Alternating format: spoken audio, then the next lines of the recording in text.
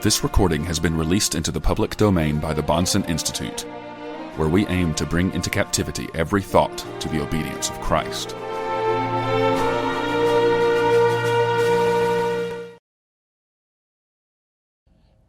This is part 3 of the debate between R.C. Sproul and Greg Bahnsen. This is not actually a part of the debate, but this is part 1 of the post-debate lecture given by Greg Bahnsen.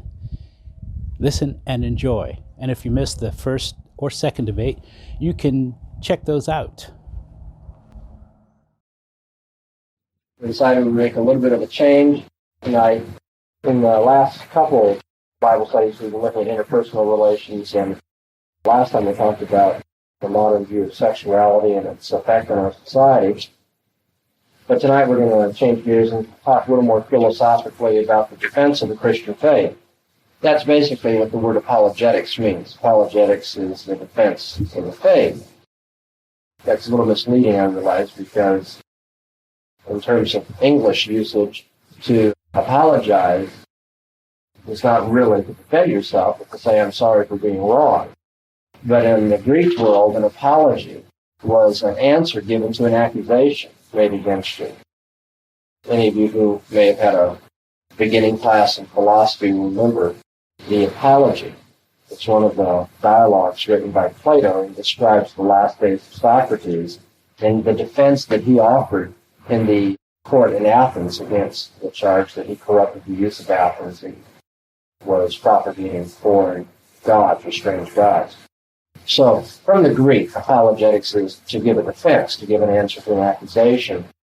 In 1 Peter chapter 3, verse 15, we find what amounts to the Magna Carta of Christian apologetics. It's the biblical reason why we're so interested in apologetics. Here Peter says, "But sanctify Christ as Lord in your hearts, always being ready to make a defense to everyone who asks you to give an account for the hope that is in you, yet with gentleness and reverence." It's interesting to me that this is not a suggestion. It's not even a description of what everybody's going to be interested in. It's a commandment. Peter says, you are to be ready to answer accusations made against the Christian faith. You should be prepared to give an account of the hope that is in you. When somebody hears that you're a Christian, you have this hope of eternal life, this hope that's based upon a transcendent, personal, eternal God. When people hear this testimony and they challenge it, you must be prepared to respond to that, to give a defense. And so, tonight, the question is, how do we do that? How do we fulfill this commandment? How do we give an answer to anybody who should ask us for a reason or an explanation or defense of the hope that is in us?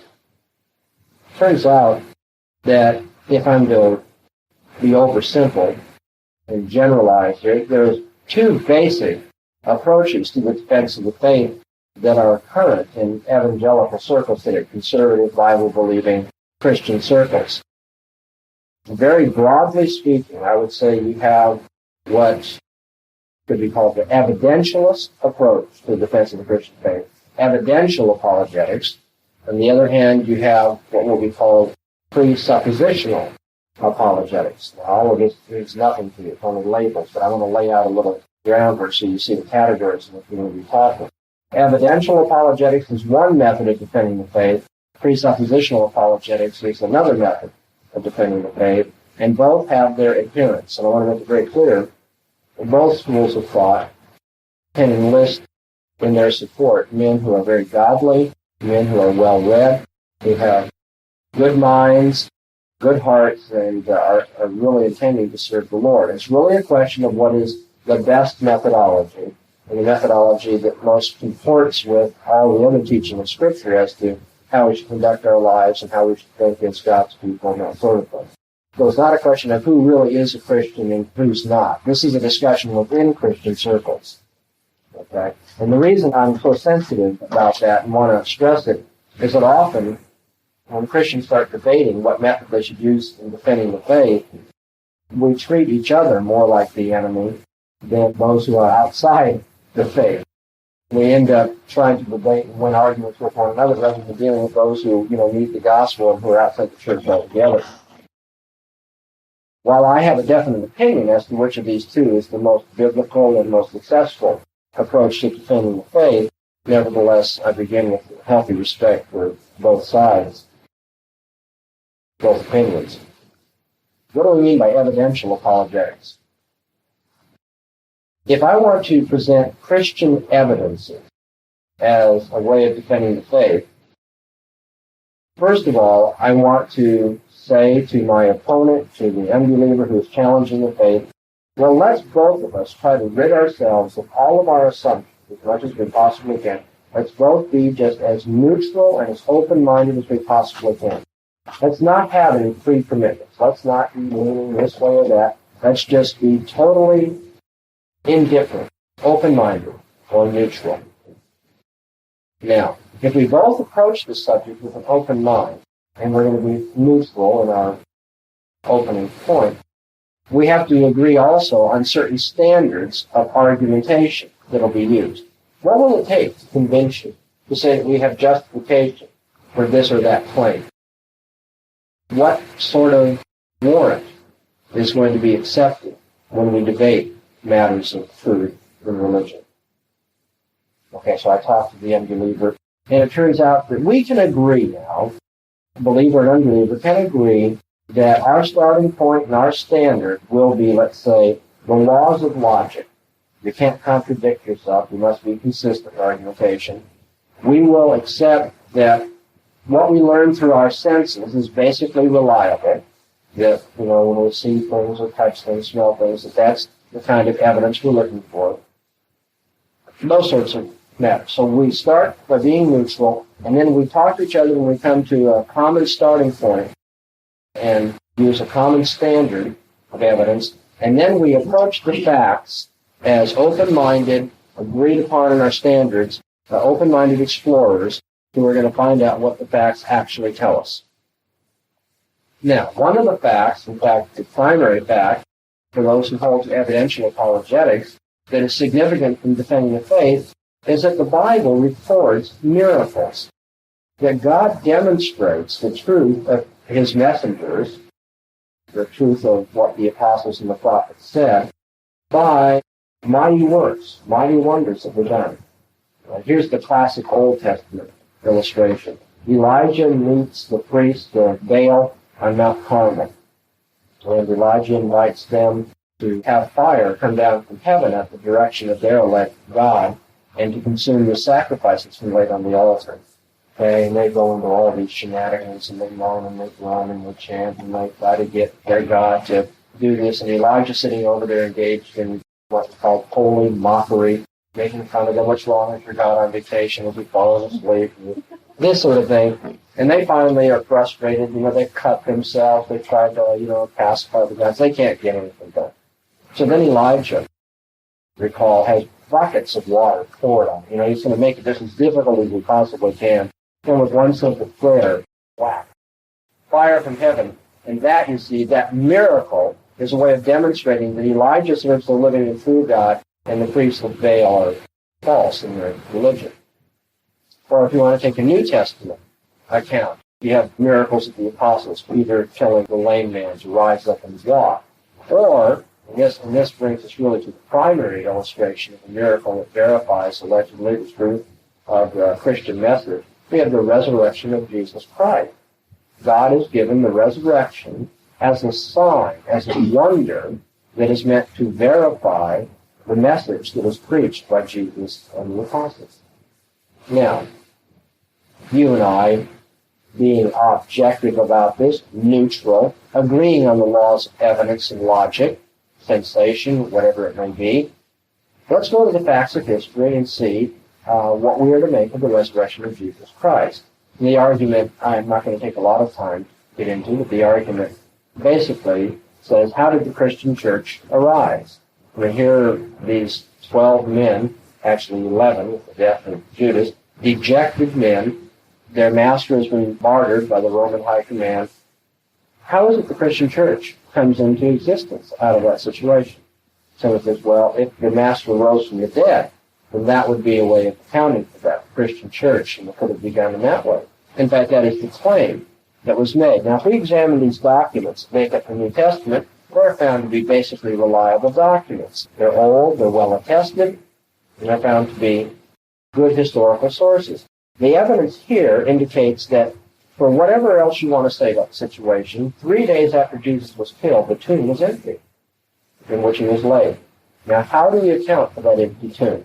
Now, here are all these theories. One theory says the disciples stole the body.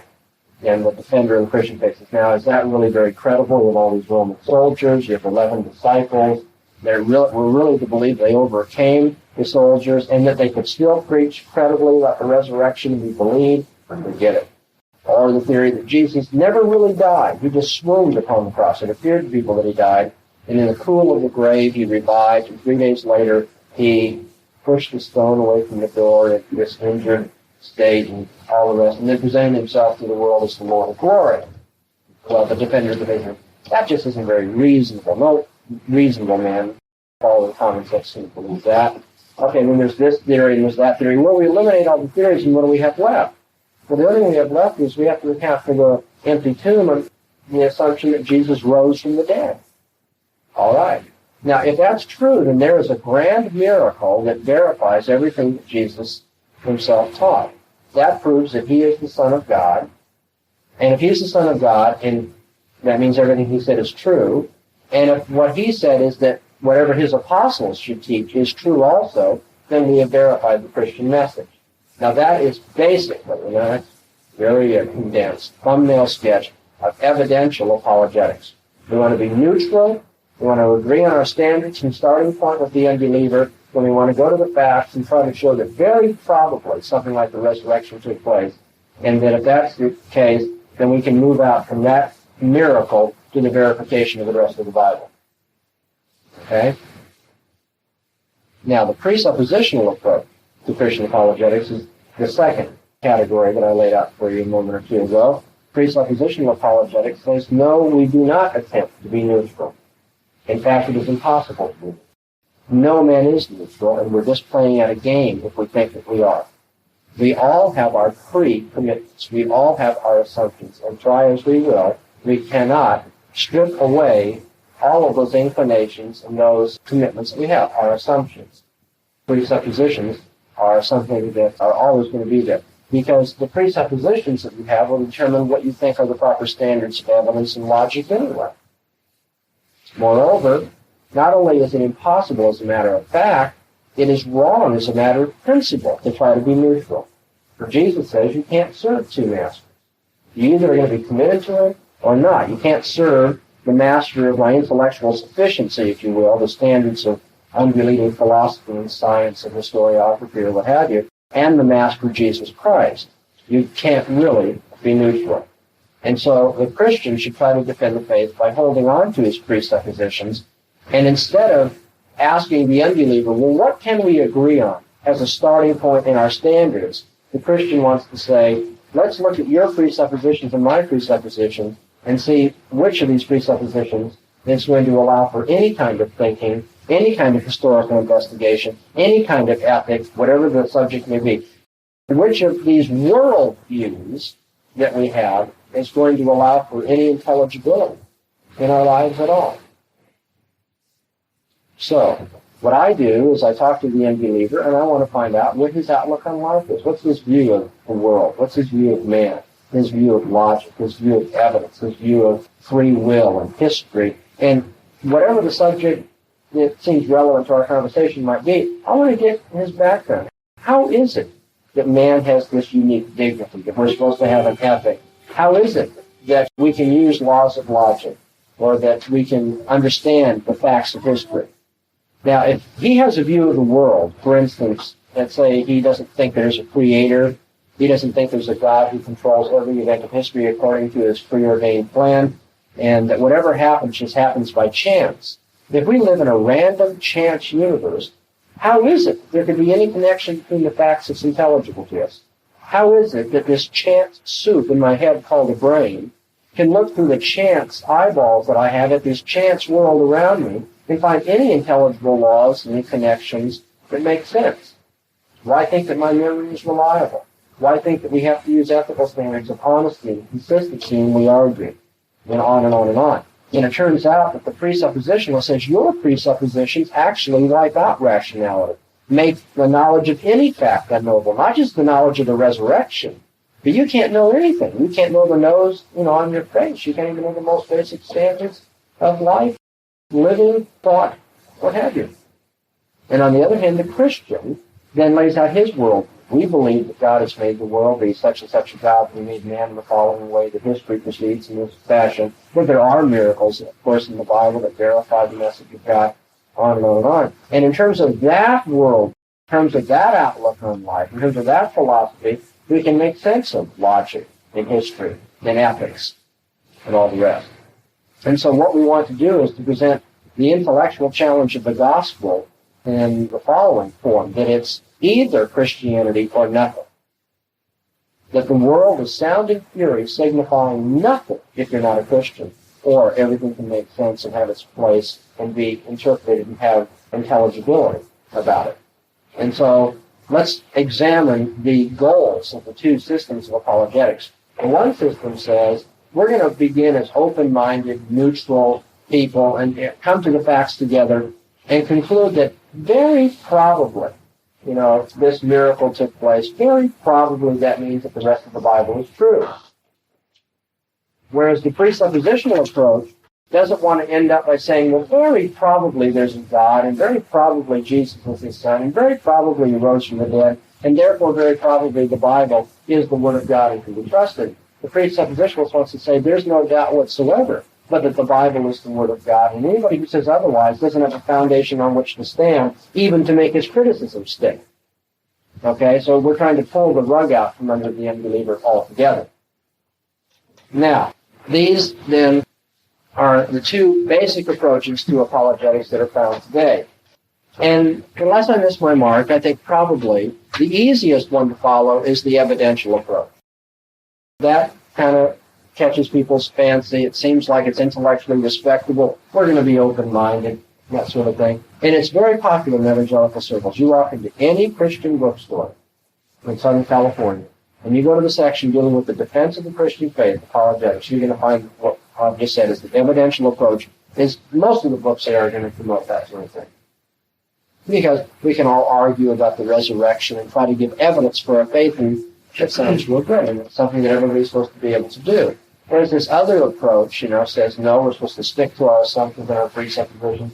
We're not settle for just probability, let's go all the way and say it's Christianity or nothing. And it seems like a tougher system. We're asking for more. We're pushing harder.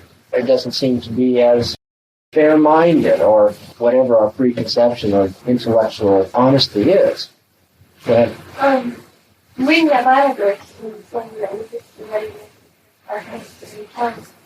Does that mean that we are all to be able to do what you're talking about, or some of us is called to witness the flesh of each other, more like we did, we experience what happens to you, and give you a reflection of what it does to your life, and what it is to you. Yeah.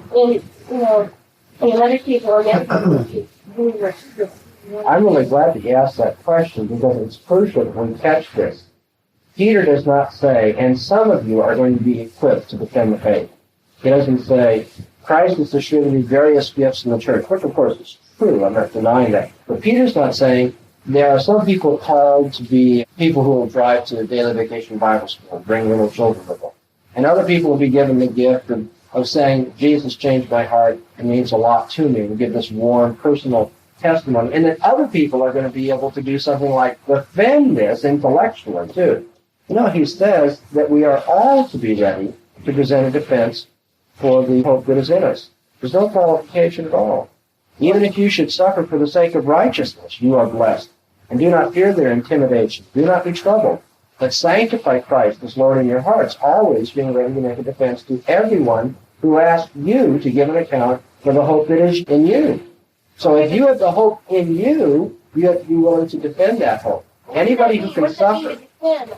I'm over with that, because I'm not the type that I could just get up and intellectually talk to somebody and, talk like how you're saying, because Well, I got a surprise. I think you can. Well, I don't know. Maybe I can, but I mean, I don't think it means that you necessarily have to do that with everybody. But I mean, I know I feel the same way. I tend to be more put back and we're more emotional, and I share what Christ has done for me. It's what He is in my life, and I don't know if I can sit there and talk to somebody. Let's have a dialogue. Okay, I'm gonna be the devil's advocate. Let's go through this. You tell me now, what does it mean to be a Christian? Briefly. No, I want everybody to open their mouth. We're not going to have a good discussion if we're all sit down. So what do you want me to tell you? Just briefly, pretend that I'm an unbelieving friend. Then we've met in a college classroom. I mean, I wouldn't necessarily start sharing Christ with you unless the opportunity arose. The opportunity just arose, okay? Well, I think that really what we're talking about, if I could bring in Christ in the conversation, because I maybe she was going through something in her life, she was going to have a problem. I'm sorry. And then I could relate to him in a way that, well, this is what happened in my life, yeah, I can understand and appreciate that, but this is how I got through it, and this is what's in my life. Patty, I'd love to believe that myself. It'd be a great emotional crutch if I could just believe that Jesus lived and died and rose again and cared for me in the way that you say. And I'm glad that it makes you feel better, but after all, whistling in the dark is a nice approach psychologically, but I'm interested in the truth. The fact that it makes you feel good doesn't mean that it's going to work for you. Now what do you say? See, I probably would sit there and, I'd be upset. I mean, that's my problem. I can't do that. I mean, I have never done that. I won't do that. We won't listen to I can't do that, because we're going to show you tonight you can't. Okay, that's fair. You start shooting all this stuff out, Okay? In a sense, that's what we're going to try to answer tonight. I'm going to show you. I'm obviously not going to lay out a whole seminary course in apologetics in 1 hour discussion. But I'm going to show you tonight that each and every one of us can fulfill this commandment. And I think if I can go back to your original question, what you're struggling with is, well, I can't do it the way Dr. Bahnsen does it. I mean, I can't bring this philosophical stuff in and, all this logic and, whatever terms may be used. That's true. You can. But nobody expects you to either. The way you defend the faith is going to be in terms of your own vocabulary, your own way of thinking, and the way you talk to people has got to be natural. You can't try to imitate somebody else third. But I think everybody has to do it.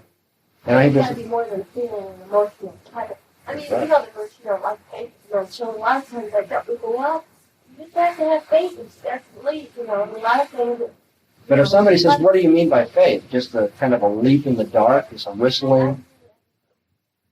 Don't back down from this. No, not backing down, but I just feel like I'm not even scared. I just, well, then you came to the right place, because that's what we're going to do. We're going to prepare you all for the study of faith tonight.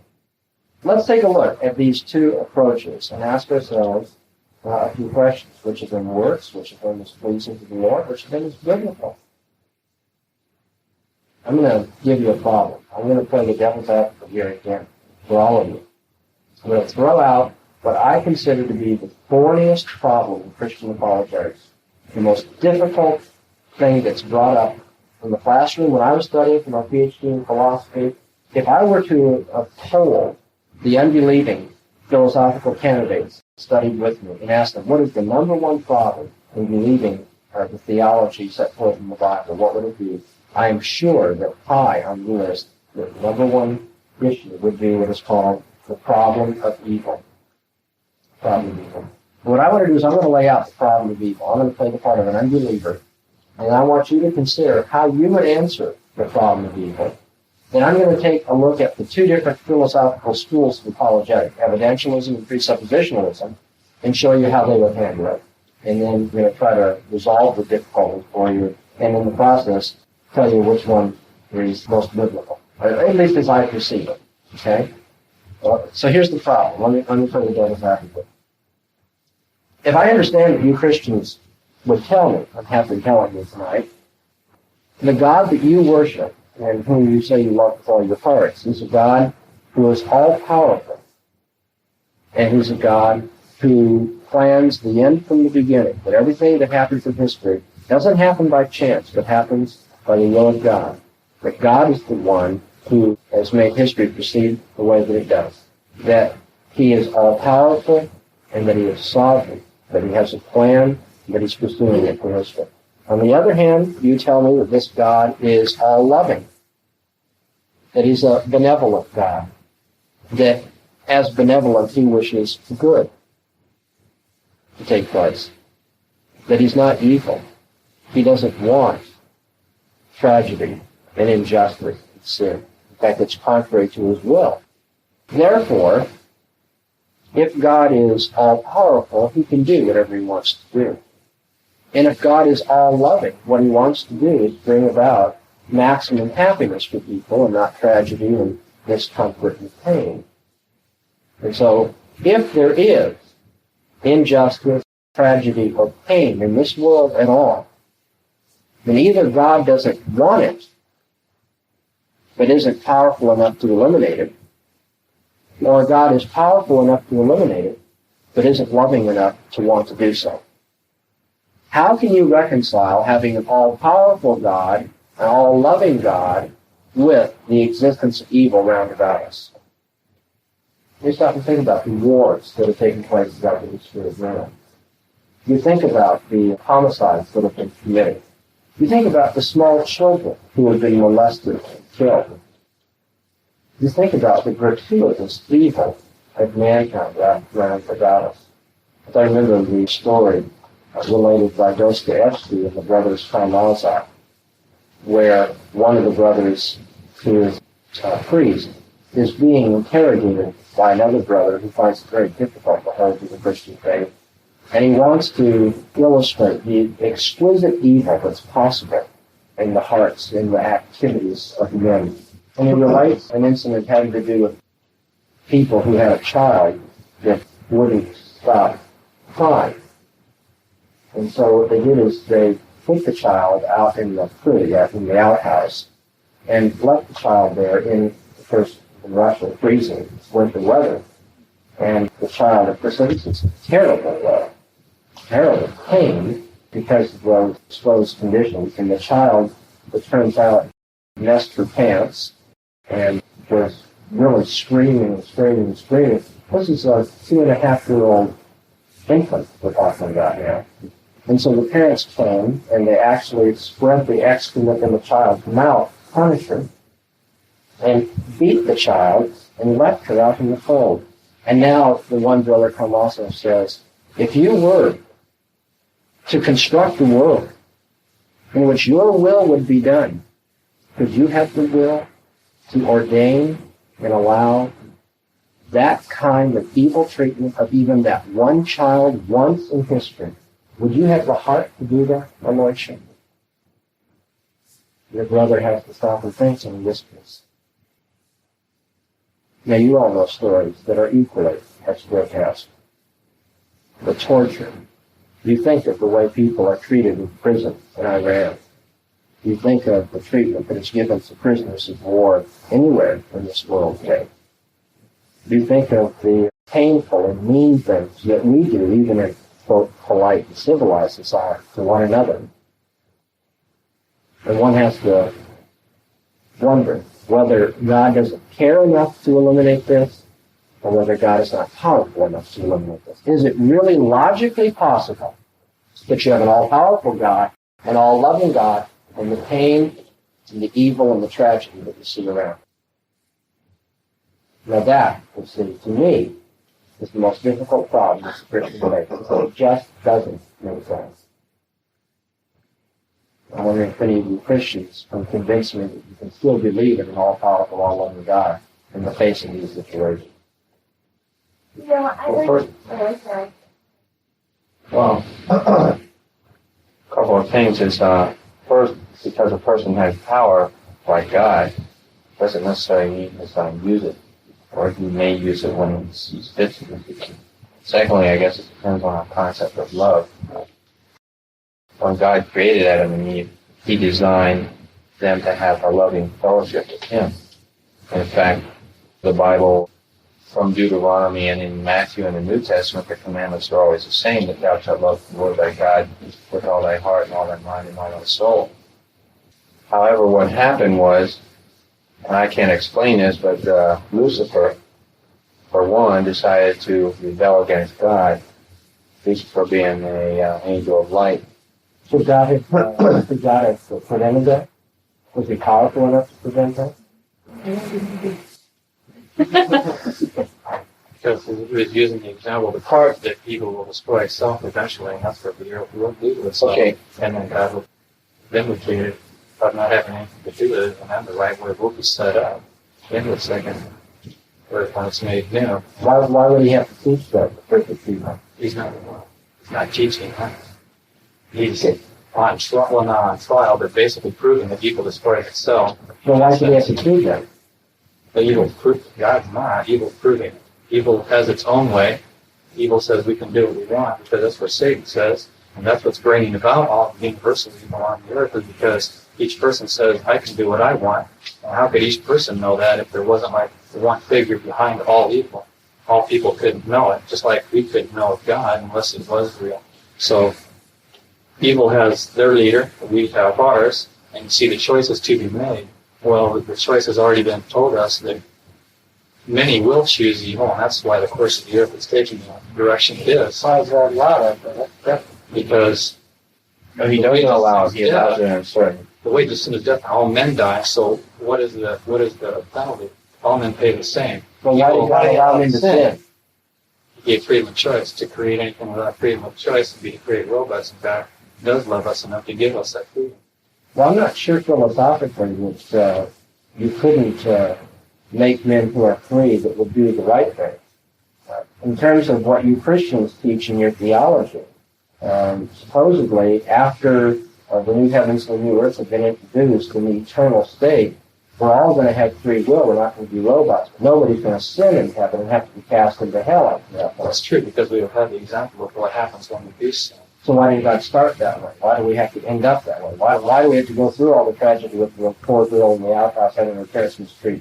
Why couldn't God just make history and plan out a history by He has the power to do anything, remember? Why couldn't He just bring that situation that we're going to have at the end of history at the very beginning of history? Because there would be someone that would say again that why do we have to follow that? We'll see now. No, wait. Wouldn't that be unrighteous for somebody to question the Lord like that? Satan did it. He was in heaven the first time. So you see, so where did that sin if he come was to from? stop it at that point, there would be no proof that he was correct. Why would he need proof if he made perfect people like they're going to be at the end of history? He made people, according to what he says, he made people with free choice. Yeah, but the people at the end of history are going to have free choice too. Right. You don't think when we go to heaven that we're going to be robots, do you? We get to heaven because of our choice. That may be, but when we get to heaven, we're not going to lose our free will, are we? Are we ever going to use that free will in such a way as to sin and be cast out of heaven? When we go to heaven, we don't have the humanly body that's plagued us now. We don't have Satan's temptation. Well, aren't we all going to be resurrected someday and have a human body again that might then tempt us and be cast out of God's presence? Through Christ, our heavenly form, yes. Well, we're going to have, if it's possible to have a physical body that isn't going to be tempted to sin, why didn't God make us with those bodies to begin with? He could have. He had the power to do it. Why didn't he do it? Because God did. God did with Adam and Eve, okay? Well, how did they sin then? Well, there was only one commandment given us. That was that they were not to eat of the forbidden fruit. Well, they were also to be fruitful and multiply. Yeah, well, God gave them sex organs and, Adam was alone. Use them. And the ability to. God was meant to create man for worship. For man to worship God. And so, I know, it's your theology. You Christians don't do. And so, since He created man for man to worship Him, I guess I feel He needed to give man a free choice so that worship would be worship in the purest sense and not just a robot. I agree. Free choice is essential. That makes sense to me, even as an unbeliever.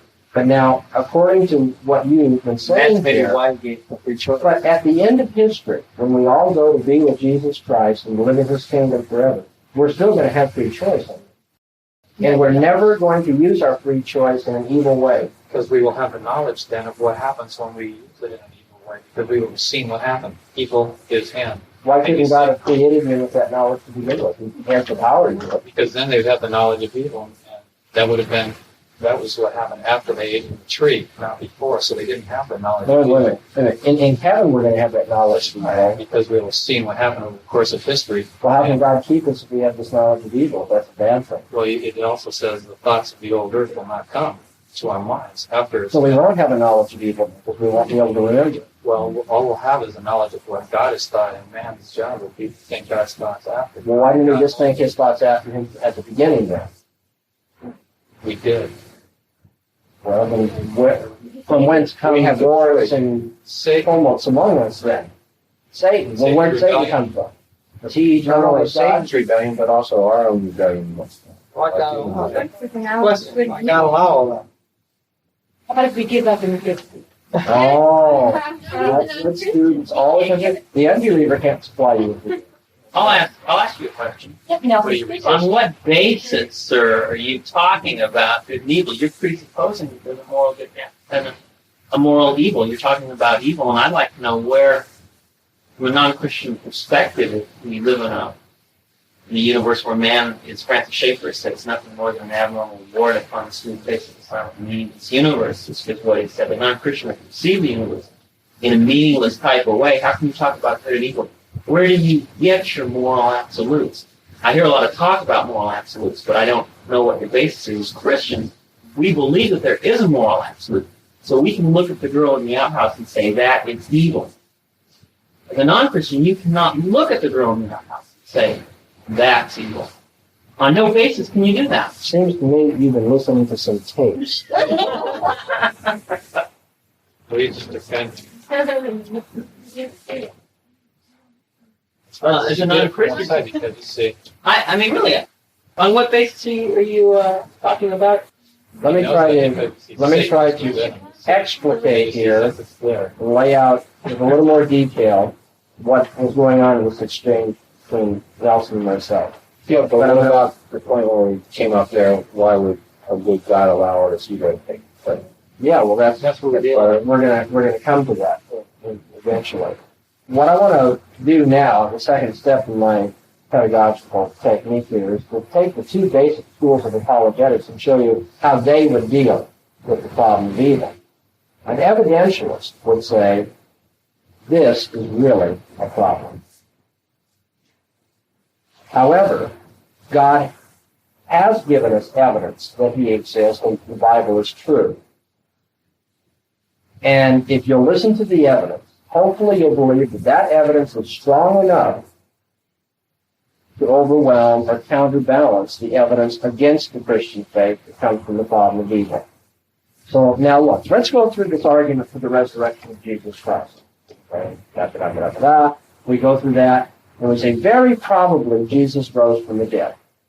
And that means very probably he's God, and very probably everything he says is true, and very probably the Bible is the Word of God. And so we do have some evidence over here that the Bible is true.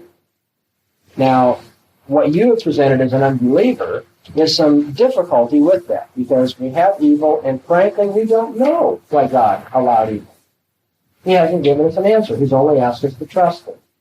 And so if you think the evidence I've given you for the resurrection is strong enough, then hopefully you can entrust yourself to him and say, I don't have to have an answer to the problem of evil, because there's this positive evidence, and I'm willing, on the basis of faith, to let God have his way.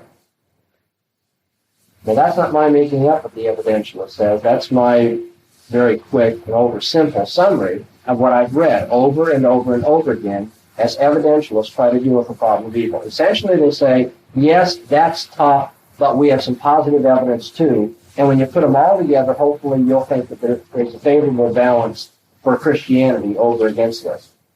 What's the problem with that? One, I don't think that it's totally glorifying to God to say, well, there's some evidence for you and there's some evidence against you. And then, as far as I'm concerned, well, we'll tip the hat in favor of God. Now, I realize that's not flipping that into the evidentialist, and I'm role-playing here in a way that's unfair to them. But nevertheless, it comes down to that. Moreover, philosophically, that does not even counterbalance the problem of evil.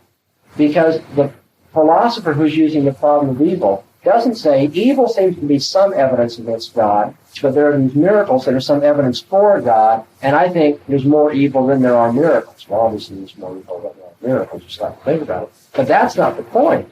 The unbeliever says all of the claims in the world about miracles will not stack up to even 1 ounce of positive evidence if the system of thought is contradictory. Okay? Let's say that I come to you and I say, you know what my philosophy of life is? My philosophy of life is men exist, and it is not the case that men exist. That is not philosophy of life. Wow. And somebody says, no, wait a minute. There's something wrong with that. It's contradictory. You're holding premises that cannot both be true because they conflict with each other. And I defend myself and I say, no, wait a minute. You look around you. Don't you see men? Isn't there positive evidence that men exist? And on the other hand, if you look in other places where there are no men, is it not true as well that men do not exist? There seems to be some evidence then in favor of my contradictory thesis. Now, would anybody accept that philosophy of life on that kind of defense? They'd say, no, wait a minute. Don't you understand that this contradiction cannot be overcome by evidence? There can't be evidence for a contradictory thesis. We're not talking about there being a little bit of evidence or not enough evidence or just barely enough evidence or overwhelming evidence. There can't be any evidence for a contradiction. In the same way, when the unbelieving philosopher says, you believe a contradiction. You believe God's all loving, he's all powerful, and yet evil's here. He should be loving enough to want to eliminate it, be powerful enough to do so, and yet it's here. That's a contradiction. And you can't go and say, but we have evidence that there really is just this kind of God.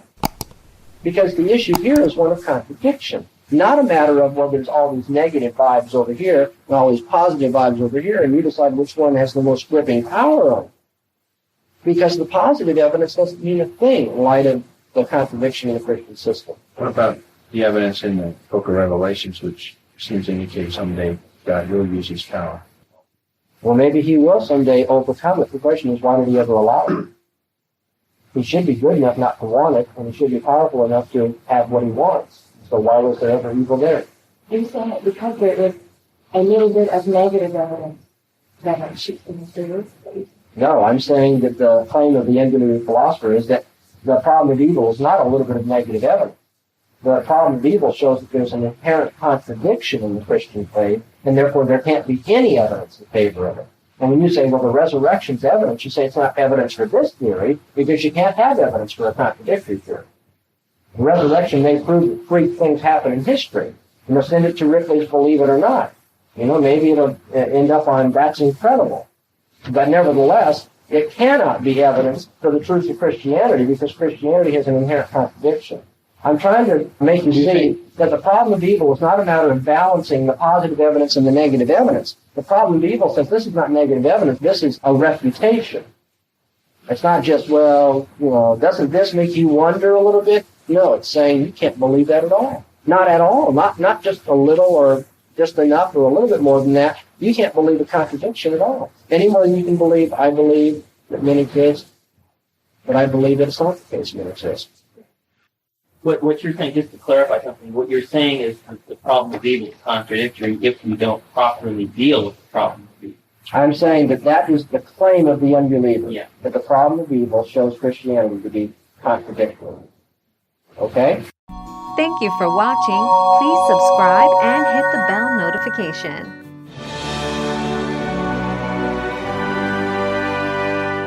This recording has been released into the public domain by the Bahnsen Institute. Duplication, sharing, and distribution is encouraged. For more information about the life and ministry of Dr. Greg L. Bahnsen, visit our website, Bahnseninstitute.com, where we aim to bring into captivity every thought to the obedience of Christ.